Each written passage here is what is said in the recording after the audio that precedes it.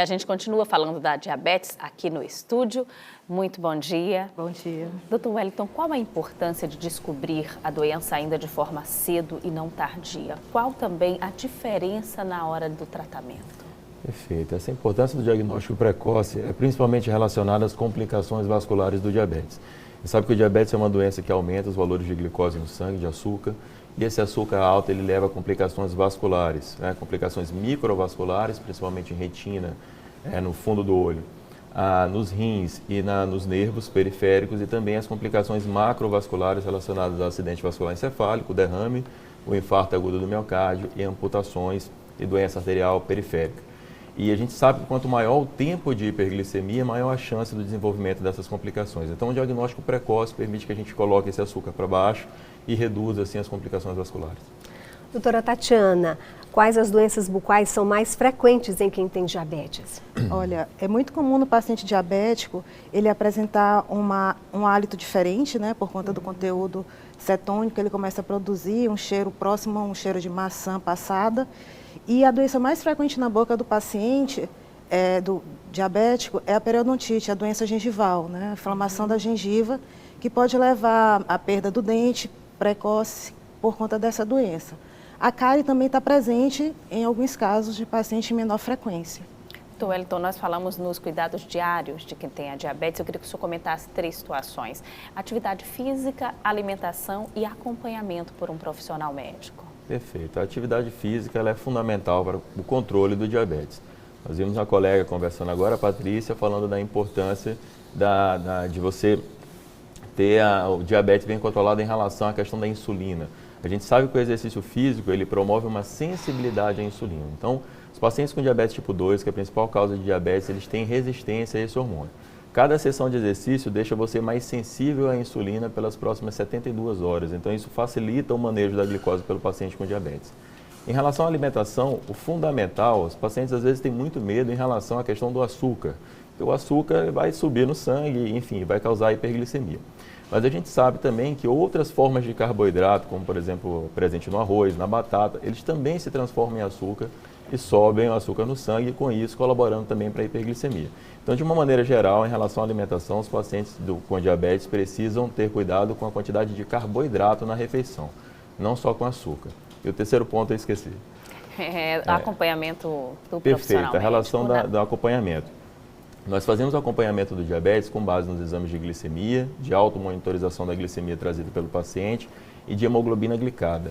Essa hemoglobina glicada ela nos dá a média do controle glicêmico nos últimos 3 meses. Então, é fundamental que o paciente se programe para fazer acompanhamentos médicos trimestrais. Para que isso? Para que você possa fazer ajustes na terapia e manter esse paciente com diabetes controlado por um maior tempo. Doutora Tatiana, quem tem diabetes pode tomar os mesmos medicamentos para aliviar dores na boca que pessoas que não têm a doença? Sim, os medicamentos, os analgésicos conhecidos, eles podem sim ser tomados por pacientes que não tenham, que têm diabetes. A gente tem que ter cuidado apenas com alguns anti-inflamatórios, né, que podem alterar os níveis glicêmicos, e aí ter contato com o médico é essencial para conduzir o tratamento desse paciente. A gente sabe, tem falado esta semana da diabetes, doutor Wellington, a gente sabe que a importância, na verdade, de acompanhamento de vários profissionais, oftalmologista, endócrino, dentista, né? Muita gente envolvida. Eu queria que o senhor falasse um pouquinho da diabetes em grávidas. Perfeito.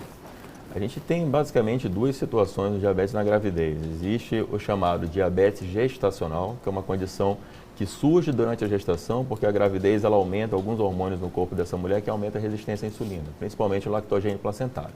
Então, essa costuma ser uma situação transitória, mas que pode persistir após a gestação. Então, é importante sempre que as mulheres que tenham diabetes gestacional, que elas façam a investigação 4 a 6 semanas depois do parto, para saber se esse diabetes persistiu ou não. E o que é importante delas saberem nessa situação específica é que esse diabetes ele pode aumentar complicações tanto maternas quanto fetais. Em relação às complicações maternas, aumento, por exemplo, da chance de hipertensão durante a gravidez, de eclâmpsia e de pré-eclâmpsia, são algumas complicações conhecidas. Em relação ao bebê, aumento de hipoglicemia neonatal, de macrosomia, que é o bebê muito grande, então aquelas gestações em que os bebês têm 4 quilos, né, bebês muito grandes, em geral eles vêm de mães com diabetes, isso pode acarretar problemas futuros também. A outra situação era aquela gestante que ela já tem diabetes, que a gente fala do diabetes prévio. Ela sabe que tem diabetes e engravida.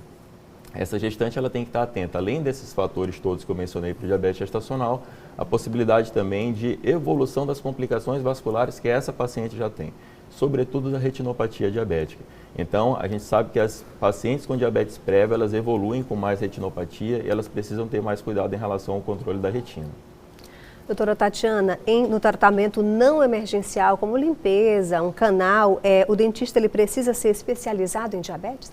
Não obrigatoriamente, né? Nos casos de doenças como as doenças da gengiva, aí já é recomendado procurar um profissional periodontista, que é especialista na área, para conduzir o tratamento e acompanhamento desse paciente.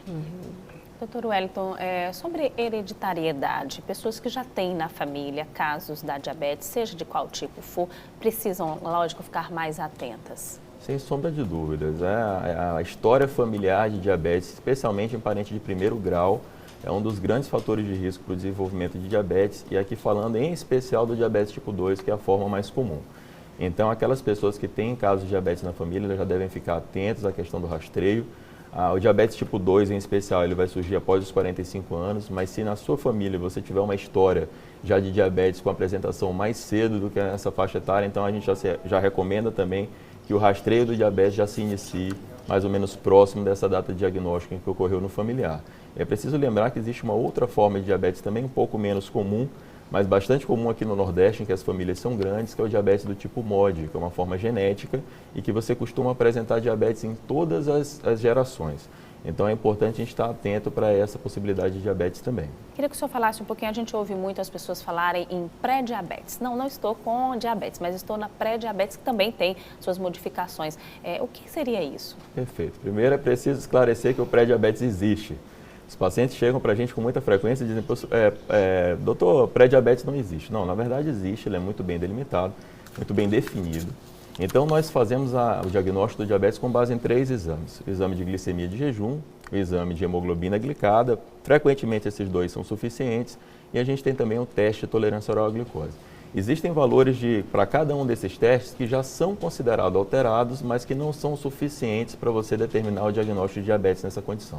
Então, se você tiver qualquer um desses testes alterados sem que eles atinjam os pontos de corte para diabetes, nós chamamos isso de pré-diabetes. O importante é que as pessoas pensam que pré-diabetes na verdade, eu tenho uma pré alguma coisa, então ainda não tenho aquilo, eu não preciso me preocupar. O que não é verdadeiro, porque o pré-diabetes ele também aumenta o risco para as complicações vasculares do diabetes.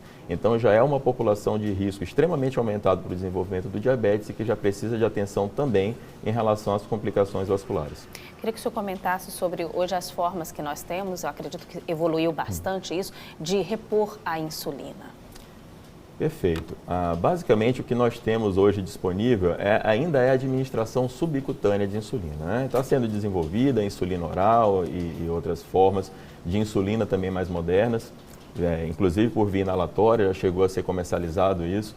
Mas hoje o que nós temos basicamente é a administração subcutânea, que pode ser feita através de seringas, de canetas específicas para aplicação de insulina também, e através das bombas de infusão de insulina, que são aparelhinhos que ficam a gente coloca a insulina lá, o médico faz toda a programação do quanto o paciente precisa de insulina para cada situação e ele consegue fazer a administração através desse aparelho.